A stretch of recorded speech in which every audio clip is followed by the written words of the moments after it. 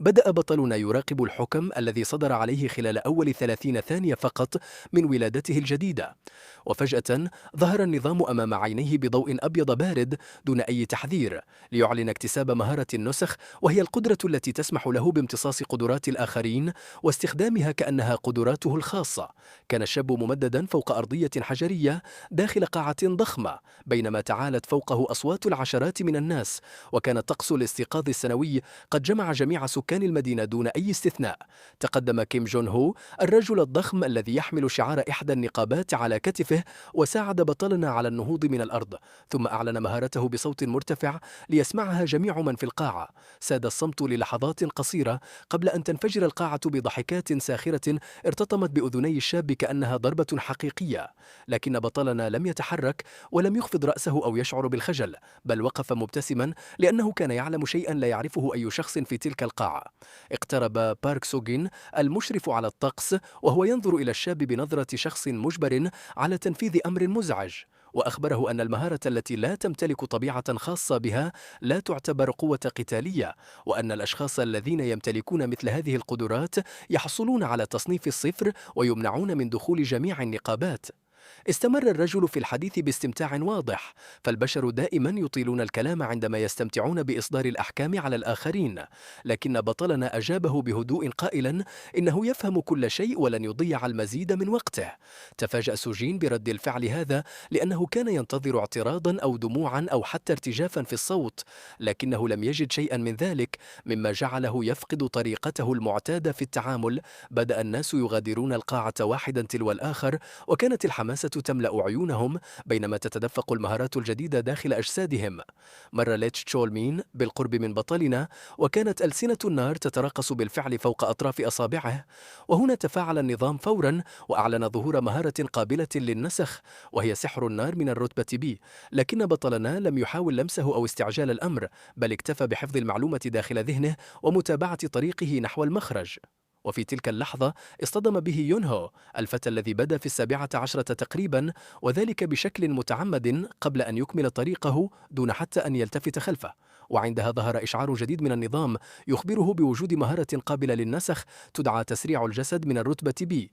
وخلال 40 دقيقة فقط تحرك بطلنا وسط حشد مكون من 118 شخصا، بينما قام النظام بتسجيل 47 مهارة مختلفة تراوحت بين الرتبة دي وحتى الرتبة النادرة إيه.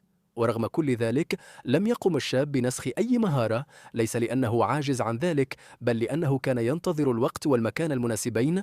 عند بوابة القاعة ظهر تشانغ مين، الرجل عريض الكتفين الذي يحمل شارة رتبة متقدمة. وقف أمام بطلنا مكتوف الذراعين وهو ينظر إليه بتعال واضح، وأوضح له أن أصحاب التصنيف الصفري لا يسمح لهم بالسكن في الحي الشمالي الذي يعيش فيه المقاتلون، وأن أمثاله يجب أن يذهبوا إلى الحي الشرقي قرب الميناء، حيث المساكن الفقيرة التي تفتقر لأبسط الخدمات.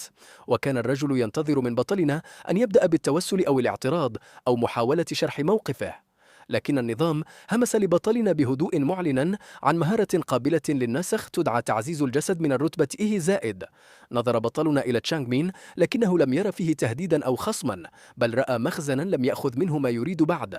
أخبره الشاب بأنه سيتذكر كلماته جيدا، ثم استدار متجها نحو الحي الشرقي، وخلف ظهره بدأ رجال تشانغ مين بالضحك عليه، لكن ذلك لم يؤثر عليه إطلاقا. استأجر بطلنا غرفة رخيصة كانت تكلف 8 عملات نحاسية في الليلة، وكانت رائحة السمك والرطوبة تملأ المكان بالكامل. جلس الشاب فوق الأرضية الخشبية وأغلق عينيه، ثم فتح الواجهة الداخلية للنظام. ظهرت أمامه قائمة طويلة تضم 47 مهارة مختلفة مصطفة تحت بعضها البعض. اختار بطلنا أكثر المهارات بساطة، وهي مهارة إدراك الهالات من الرتبة بي التي يمتلكها الرجل العجوز عند مدخل القاعة. أكد النظام عملية النسخ خلال ثانية واحدة فقط، دون أي صوت أو ضوء أو حتى إحساس. فتح الشاب عينيه ونظر نحو الحائط ليفاجأ بأنه يستطيع رؤية بصمات الحرارة للأشخاص الموجودين خلفه في الغرفة المجاورة. امتلك بطلنا الآن مهارة واحدة فقط، لكنها كانت البداية ضمن ترسانة لا نهائية.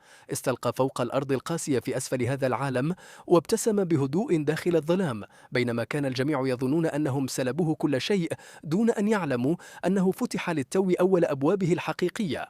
قام النظام بعدها بتحديث العداد، بينما كانت مدينة الميناء في الخارج تعج بالحياة دون أن تدرك أن شيئا ما قد بدأ يتغير بالفعل. وخلال ليلة واحدة فقط غيرت قدرة إدراك الهالات العالم بأكمله حول بطلنا دون أي إنذار. صار كل شخص في الشارع يتوهج بلون مختلف، من الرمادي الباهت وحتى الذهبي الساطع. بدأ الشاب بالسير داخل سوق الميناء، وأصبح يقرأ الناس بسهولة وكأنهم كتاب مفتوح أمامه. لاحظ التاجر الذي يقف على اليمين محاطا بهالة زرقاء باردة، مما يعني امتلاكه لمهارة من الرتبة B مرتبطة بالماء أو الجليد. أما الحارسان عند بوابة المستودع فقد ظهرا كهالتين رماديتين باهتتين، ما يعني أنهما من أصحاب التصنيف الصفري أو أقل من مستوى القتال.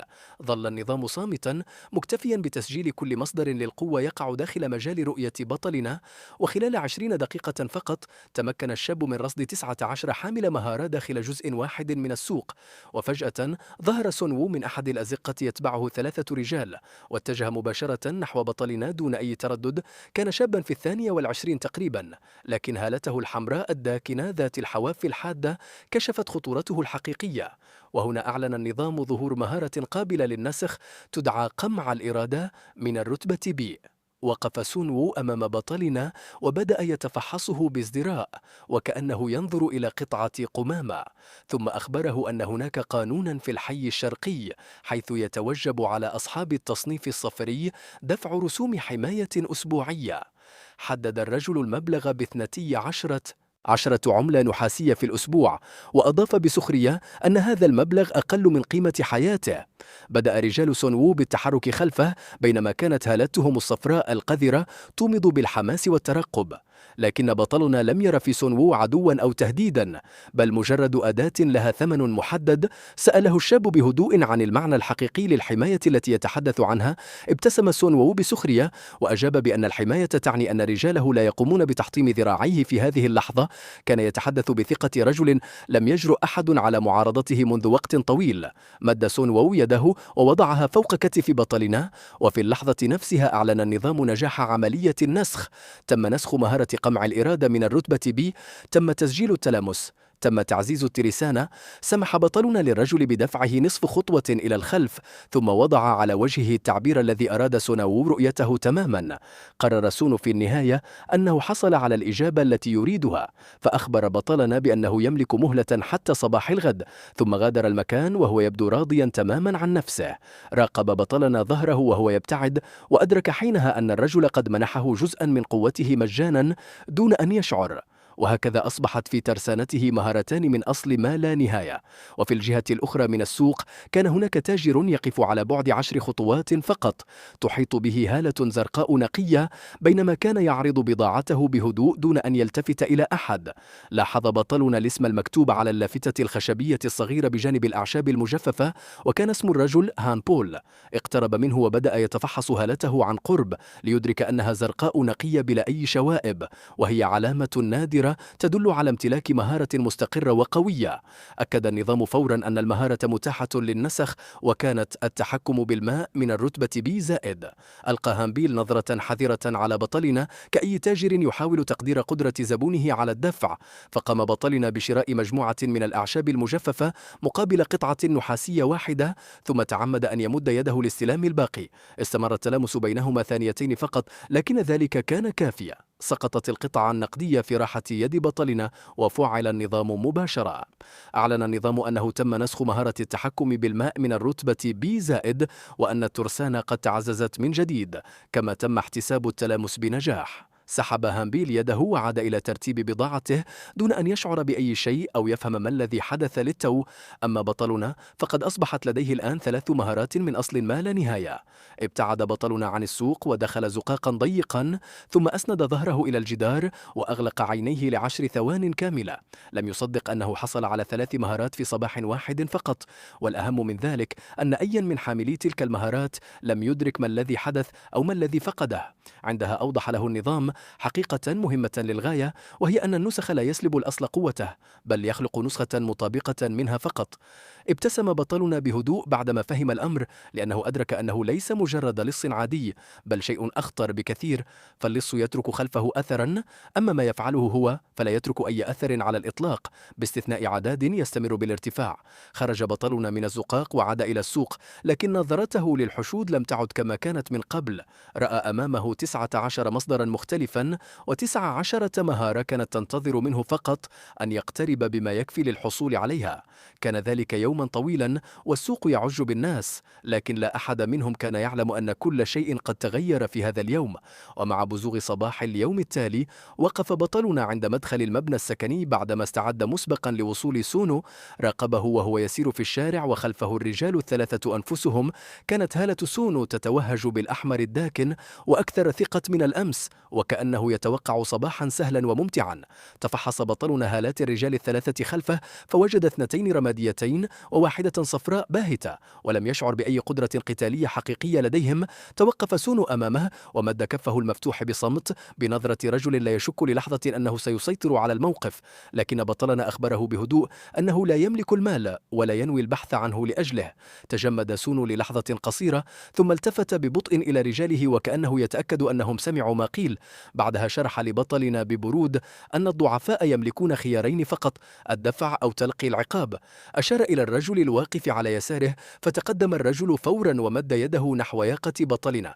وفي اللحظة التي لمسه فيها، فعل بطلنا مهارة قمع الإرادة، ليس على سونو نفسه بل على الرجل الذي حاول الإمساك به. انطلقت المهارة بصمت كامل ومن دون أي تأثير مرئي. توقفت يد الرجل فجأة في منتصف الطريق، وتجمد مكانه وهو يحدق في يده بصدمة وارتباك واضحين. عبس سونو وأعاد الأمر بصوت مرتفع، لكن لم يحدث شيء مجددا ولم يتحرك أحد. وقف بطلنا بهدوء وهو يحدق مباشرة في عيني سونو، حتى بدأت أولى علامات التوتر تظهر خلف غروره المعتاد. عندها قال له جملة واحدة فقط: يمكنه المغادرة الآن، وسيكون ذلك أفضل قرار اتخذه طوال هذا الأسبوع. لكن سونو فاجأه بشيء لم يكن متوقعا. قام بتفعيل مهارته مباشرة ووجهها نحو بطلنا. كانت مهارة قمع الإرادة من الرتبة بي، وقد ضربت وعيه كأنها موجة ضغط هائلة داخل جمجمته. اكتشف النظام الهجوم فورا، واقترح إجراء مضادا قبل أن تخرج الأمور عن السيطرة بجزء من الثانية. عندها فعل بطلنا نسخته الخاصة من المهارة نفسها، وواجه هجوم سونو بالقوة ذاتها تماما. اصطدمت القوتان المتطابقتان بينهما، وألغت كل واحدة الأخرى بالكامل دون أن يخرج أي منتصر من المواجهة. تراجع سونو نصف خطوة إلى الخلف، بينما تغيرت ملامح وجهه تماما وظهر عليه خوف واضح. لم يستطع فهم ما حدث، فمهارته لم تخذله طوال 3 سنوات كاملة من التدريب. أما بطلنا فاكتفى بابتسامة باردة وهادئة، لأنه كان يرى شيئا لن يتمكن سونو أبدا من رؤيته أو فهمه. استدار سونو بسرعة وأعطى رجاله أمرا مقتضبا، فغادروا المكان بسرعة ومن دون كلمة واحدة. راقبهم بطلنا وهم يبتعدون، وأدرك أن أمامه 3 أيام على الأكثر قبل أن يعود سونو بخطوته التالية. فهو ليس من النوع الذي يختفي نهائيا، بل من النوع الذي يعود حاملا معه التعزيزات والرغبة بالانتقام. أصبحت في ترسانة بطلنا 3 مهارات، ومع ذلك فقد تجاوز بالفعل أول معركة حقيقية له دون أن يوجه ضربة واحدة مرئية. عاد بعدها إلى غرفته وفتح واجهة النظام، ثم بدأ يفحص المهارات المنسوخة واحدة تلو الأخرى. أكد النظام أن مهارة إدراك الهالة مستقرة وتعمل بشكل سلبي دون استنزاف الطاقة الداخلية. كما أكد أن قمع الإرادة أثبت فعاليته في القتال ضد الحاملين من الرتبة نفسها عند التلامس المباشر. أما التحكم بالماء فما زال غير مختبر، ويحتاج إلى تدريب وفهم لحدوده الجسدية. لكن النظام أضاف بعدها سطرا جديدا لم يكن موجودا بالأمس، ولم يكن بطلنا يتوقع رؤيته اليوم. ظهر التحذير موضحا أن جمع أكثر من 10 مهارات سيؤدي إلى ضغط مرحلي على وعي الحامل. أعاد بطلنا قراءة السطر مرتين، ثم جلس على الأرض وهو يشعر أن هذا التحذير غير كل شيء. لم يتبقى أمامه سوى 7 خانات قبل الوصول إلى حد المرحلة الأولى، وقد استخدم بالفعل 3 خانات من أصل 10، ومع ذلك لم يشعر بالذعر. بل أعاد ترتيب أولوياته بهدوء، وقرر أن كل مهارة سيحصل عليها بعد الآن يجب أن تكون ذات قيمة حقيقية، لا مزيد من النسخ العشوائي ولا مهارات لمجرد زيادة العدد، بل قوة قادرة على تغيير مجرى اللعبة بالكامل. انتهى اليوم الثاني في هذا العالم بينما كان بطلنا يغلق عينيه ويخطط للخطوة الرابعة. كانت أمامه 7 خانات فقط قبل الوصول إلى الحد الأقصى، ولذلك قضى الصباح يفكر فيما ينقصه تحديدا. كانت مهارة إدراك الهالة تمنحه المعلومات، بينما منحه قمع الإرادة السيطرة، ومنحه التحكم بالماء القدرة على القتال عن بعد. لكنه أدرك أنه ما زال بحاجة إلى السرعة، لأنه بدونها ستفقد السيطرة والقتال عن بعد نصف قيمتهما. لهذا خرج بطلنا إلى السوق بهدف واحد فقط، وصورة واضحة للهالة التي كان يبحث عنها وسط الحشود منذ الصباح. بدأ النظام فورا بتحديد كل مصدر ضمن نطاق 20 مترا دون أي خطأ أو تأخير، لتظهر أمامه بقع رمادية. واصل بطلنا بحثه بين أرجاء السوق بينما كانت هالات الناس تتوهج أمام عينيه بألوان مختلفة. رأى أمواجا زرقاء وومضات صفراء باهتة، لكن لم يكن أي منها يشبه ما يبحث عنه حقا، فقد كانت مهارة السرعة تمتلك هالة خاصة ومميزة طويلة وغير مستقرة تتخللها حواف حادة ومضطربة. حينها تذكر بطلنا أنه رأى هالة مشابهة بالأمس على ذلك الشاب المسمى يون هو، الفتى الذي ظهر خلال مراسم الاختبار. لكن المشكلة أن يون هو كان يعيش في الحي الشمالي الخاص بالممارسين، وكان ذلك الحي محظورا رسميا على الصفريين، وقد شرح له رجل البوابة الأمر بنفسه سابقا. ابتسم بطلنا بهدوء لأنه كان يرى أن الحظر والاستحالة شيئان مختلفان تماما. وصل إلى بوابة الحي الشمالي فوجد رجلين يحرسان المدخل، وكلاهما يمتلك هالة رمادية ضعيفة لا ترقى لأي رتبة قتالية حقيقية. وقبل أن يبطئ خطواته حتى، فعل بطلنا مهارة قمع الإرادة على الحارس الأول قبل 3 خطوات من البوابة مباشرة. في لحظة واحدة أصبحت نظرة الحارس فارغة بالكامل لمدة 4 ثوان، وهي مدة كانت كافية تماما لعبور البوابة. أما الحارس الثاني فكان منشغلا بالنظر نحو السوق، ولم يملك حتى الوقت ليستدير قبل أن يكون بطلنا قد تجاوز المدخل بالفعل. استقبل الحي الشمالي بطلنا بشوارع واسعة وممارسين تتوهج هالاتهم في كل زاوية. بدأ النظام يومض كل عدة ثوان مقدما مهارات جديدة تتراوح بين الرتبتين B و E، ومع ذلك لم يتوقف بطلنا طويلا ولم يلتفت حوله أكثر مما يحتاج لعبور الشوارع والوصول إلى هدفه. كان يون هو يتدرب في ساحة تدريب تقع عند طرف الحي، كان يركض خلف أهداف خشبية تدور في حلقات متتابعة، بينما كانت هالته تماما كما تذكرها بطلنا، طويلة مضطربة وغير مستقرة. أكد النظام الرتبة فورا، المهارة متاحة للنسخ، تسارع الجسد، الرتبة B-، مدى التلامس المطلوب 3 أمتار. أدرك بطلنا أن الأمر يمثل مشكلة، لأن المهارة لا يمكن نسخها إلا عبر تلامس جسدي مباشر دون أي استثناء. توجه نحو طرف ساحة التدريب ووقف في مكان يسمح ليون هو برؤيته عند إنهائه الجولة التالية. وما إن انتهى يون هو من الركض حتى لمح بطلنا، فتغير تعبير وجهه فورا إلى تلك النظرة المتعالية التي اعتاد بطلنا رؤيتها كثيرا في هذا المكان. أخبره يون هو أن الصفريين ممنوعون من دخول الحي الشمالي بقرار من مجلس النقابة، وأضاف بسخرية هادئة أنه يستطيع مرافقة بطلنا بنفسه حتى البوابة إن كان يعاني من ضعف الذاكرة. تحدث يون هو بثقة رجل اعتاد تكرار العبارات الجاهزة دون أن يواجه من يعارضه. صعد بطلنا إلى منصة التدريب ومد يده وكأنه يستعد لتقديم نفسه وفق عادات المنطقة. رد يون هو التحية بشكل آلي، فتصافحت أيديهما، وفي اللحظة نفسها تماما فعل النظام مهارته. أعلن النظام فورا، تم نسخ المهارة، تسارع الجسد، الرتبة B-، تم تعزيز الترسانة، تم تثبيت التلامس بنجاح. لم يشعر يون هو بأي شيء على الإطلاق، بل سحب يده ببساطة واستمر بالنظر إلى بطلنا بالتعبير المتعالي نفسه. أخبره بطلنا بهدوء أنه حفظ الطريق بالفعل، وأنه سيغادر وحده هذه المرة دون الحاجة لمساعدته. صرخ يون هو بشيء خلفه، لكن بطلنا كان قد فعل مهارة التسارع بالفعل، وفي اللحظة التي نشطت فيها المهارة شعر وكأن العالم بأكمله قد تغير. اندفعت السرعة داخل عضلاته وإدراكه في آن واحد، وأصبح كل شيء من حوله أبطأ قليلا. اجتاز بوابة الحي قبل أن يتمكن الحراس حتى من تركيز أبصارهم على الظل المتحرك الذي مر أمامهم. أصبحت في ترسانة بطلنا الآن 4 مهارات، ولم يتبقى سوى 6 خانات قبل الوصول إلى حد ضغط المرحلة الأولى على الوعي. توقف داخل زقاق في الحي الشرقي، ثم ألغى تسارع الجسد وترك عضلاته تعود تدريجيا إلى طبيعتها. عندها أضاف النظام ملاحظة تقنية جديدة: الاستخدام المطول للتسارع يستهلك الاحتياطي الداخلي بمعدل مضاعف. 4 مهارات فقط، ولم يتبقى سوى 3 خانات قبل دخول منطقة الخطر. أما سونو فكان في مكان ما داخل المدينة يجمع أسبابه للانتقام. جلس بطلنا على الأرض داخل الزقاق وأغلق عينيه بينما بدأ يعيد ترتيب أولوياته من جديد.